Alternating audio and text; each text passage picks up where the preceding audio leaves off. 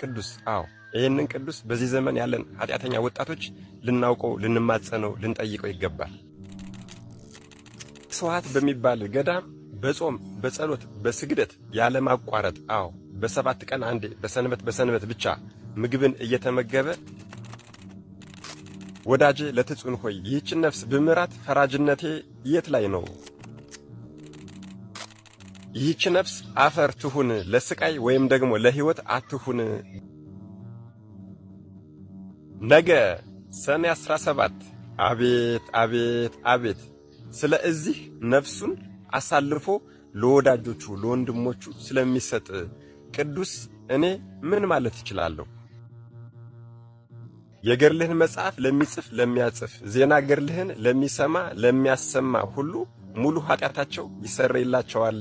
ስማቸውንም በሕይወት መጽሐፍ እጽፈዋለሁ፣ በጎ ዋጋንም እሰጣቸዋለሁ የተባለው የተለመደ ትብብራችሁ ኮፒ ሊንክ ማድረግ እንዳይረሳ እጠይቃለሁ። ምክንያቱም ይሄ ቅዱስ ይህንን ቅዱስ በዚህ ዘመን ያለን ኃጢአተኛ ወጣቶች ልናውቀው፣ ልንማጸነው፣ ልንጠይቀው ይገባል።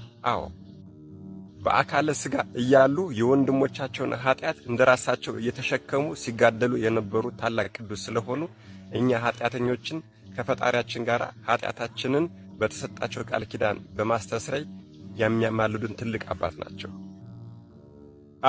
በአካለ ሥጋ እያሉ ሥጋቸውን እያሰቃዩ ነፍሳቸውን አሳልፈው እየሰጡ ለወዳጆቻቸው ኃጢአትን እንዲሰረይላቸው ሲማጸኑ ሲለምኑ ከነበረ አሁን በላይ በጌታችን እያሉማ ቃል ኪዳን ከተቀበሉማ እኛ ለምንማጸናቸው ለኃጢአተኞቹ እንዴት አይለምኑልንም? ስዋዕት በሚባል ገዳም በጾም በጸሎት በስግደት ያለማቋረጥ በ7 ቀን አንዴ በሰንበት ብቻ ምግብን እየተመገበ ጽኑ በሆነ ተጋድሎ ሲጋደል የነበረ ከእግዚአብሔር በተላከ በመልአኩ ትእዛዝ ወደ አባ ኤስድሮስ ሂዶ እንዲመነኩስ የታዘዘና በእግዚአብሔር ፈቃድም ከመነኮሰ በኋላ ከዕለታት አንድ ቀንም እርሱ ካለበት ገዳም አቅራቢያ ላይ ወደ አንድ ገዳም እግዚአብሔር ሂዶ መነኮሳቱን እንዲጎበኛቸው አነሳሳውና ሄደ። ወደዚያ ገዳምም በደረሰ ሰዓት የገዳሙ አበምኔት ታሞ ለሞት እያጣጣረ መነኮሳቱን ከቦት እያለቀሱ ቀና ብሎ ሲያይም ደግሞ ዙሪያውን ሰይጣናት ከበውት በደስታ ሲጨፍሩ ተመለከተ። ይሄ ቅዱስ አባትም ይሄንን አበምኔቱን ሄደና አባት ሆይ በአንተ ላይ የሆነው ምንድነው? ሰይጣናት ከበውት ሲደሰቱ አያለሁና አለው። ይሄ አበምኔትም መነኮሳቱን እንዲወጡ አዘዘና በሕይወት ዘመኑ የሠራውን በደልና ኃጢአት በሙሉ እንደዚህ እያለ ይነግረው ጀመር። አባቴ ሆይ ከእኔ አስቀድሞ ያሉ ሰዎች ያልሰሩት ለወደፊቱም ማንም ሰው ጨክኖና ደፍሮ ሊሰራው የማይችለው እጅግ በጣም ትልቅ ኃጢአት ሰርቻለሁ አለው። አባቴ ሆይ አደራህን በጸሎትህ አትርሳኝ። እኔ ባለሁበት አገር ቅስና መሾም ፈልጌ ባልተሾምኩኝ ጊዜ ወደ ሌላ ሀገር ሄጄ ኤጲስቆጶሱ ቅስና ሾሞኛል ብዬ በሐሰት በቁርባኑ ላይ መቀደስ ጀመርኩ። ለጠላሁትም ሰው በሙሉ በቁርባኑ መስዋዕት ላይ መርዝ አድርጌ እሰጠዋለሁ፣ እርሱም ወዲያው ይሞታል። ከእናቴም ጋር በዝሙት 10 ጊዜ ተኝቻለሁ። እርሷም ጠንሳ ለመውለድ በተዘጋጀች ጊዜ ሥራይ ሰርቼ ሕፃኑን በሆዷ ውስጥ እንዳለ ገድየዋለሁ። አባቴ ሆይ ኃጢአቴ እጅግ በጣም ብዙ ነው፣ ተነግሮ ሊያልቅ አይችልም። ከበጎ ሥራ ምንም አይነት የሠራሁት የለም እንጂ ከኃጢአት የቀረኝ የለም ብሎ ተናዘዘ። አደራህን አባቴ ሆይ በጸሎትህ አትርሳኝ። እኔ ክፉ አሟሟት እሞታለሁ፣ ለእኔ ለቅሶና ሐዘን ይገባኛል በሚልበት ጊዜ ወዲያው በክፉ አሟሟት ሞተ። ነፍሱንም ወዲያው አጋንንት ተቀብለው በክፉ ስቃይ እያሰቃዩ ሲወስዷት ይሄ ቅዱስ ተመለከተ። ይሄ ቅዱስም ለቅሶን ማልቀስ ጀመረ። ስለ ወዳጆቹ ነፍሱን አሳልፎ ከመስጠት በላይ ታላቅ ፍቅር የለም የሚለውን የመጽሐፍ ቃልም መተግበር ጀመረ። ስለዚህ ኃጢአተኛ መነኩሴ ነፍስም ክብር ግባውና ጌታችን አምላካችን መድኃኔዓለም ኢየሱስ ክርስቶስን እየለመነ 5 ጊዜ እስከሚሞት ድረስ ሰውነቱን ያሰቃያት ጀመር።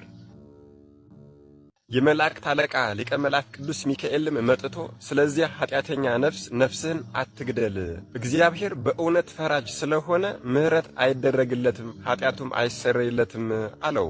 ይህ ቅዱስ ግን መሐሪ ይቅር ባይ ወደሆነ ወደ ቸሩ እግዚአብሔር ስለዚህች ኃጢአተኛ ነፍስ መለመኑን አላቆመም ነበር። ሰውነቱን ማሰቃየት ቀጠለ። ከዚህም በኋላ ራሱን በባህር አስጥሞ ሞተ። ታላቅ ነጎድጓድም ሆነ። ክብር ይግባውና መድኃኔዓለም ኢየሱስ ክርስቶስም መጣ። በባህሩ ዳርም ቆመና ሊቀ መላእክት ቅዱስ ሚካኤልን ከባህር አውጥቶ ከሞት ያድነው ዘንድ አዘዘው። ሊቀ መላእክት ቅዱስ ሚካኤልም በታዘዘው መሰረት ይህች ነፍስ ከነስጋዋ አምጥቶ በጌታችን ፊት አቆማት። ጌታችንም የመረጥሁህ ወዳጄ ለትጹን ሆይ ኃጢአቱ እጅግ ብዙ ስለሆነ ከኃጢአተኞች ሁሉ ኃጢአቱ ስለሚከፋ ምሕረት ስለማይገባው ስለዚህ መነኩሴ ለምን ራስህን አደክማለህ?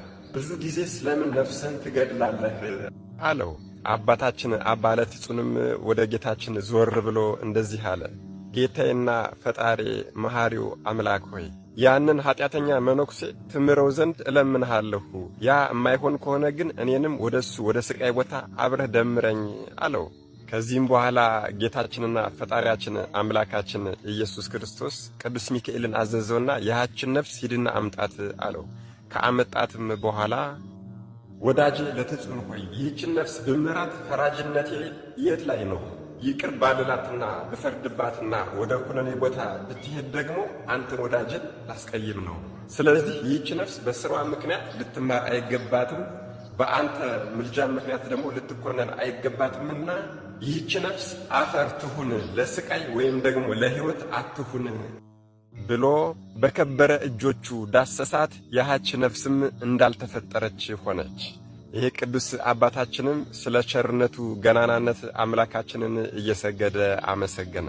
ከዚህም በኋላ ጌታችን የመረጥሁህ ወዳጄ ሆይ መታሰቢያን ለሚያደርግ ቤተ ክርስቲያን ሄዶ በአንተ ስም መባዓ ለሚያስገባ፣ ለተቸገሩት ለሚያበላ፣ ለተጠሙት ለሚያጠጣ፣ ለታረዙት ለሚያለብስ ሁሉ በስምህም ለሚማጸን ሁሉ የገድልህን መጽሐፍ የሚጽፍ የሚያጽፍ የሚያነብ የሚያስነብብ ዜና ገድልህን ለሰዎች ሁሉ የተናገረና የሰማ ሁሉ ኃጢአቱ ይሰረይለታል።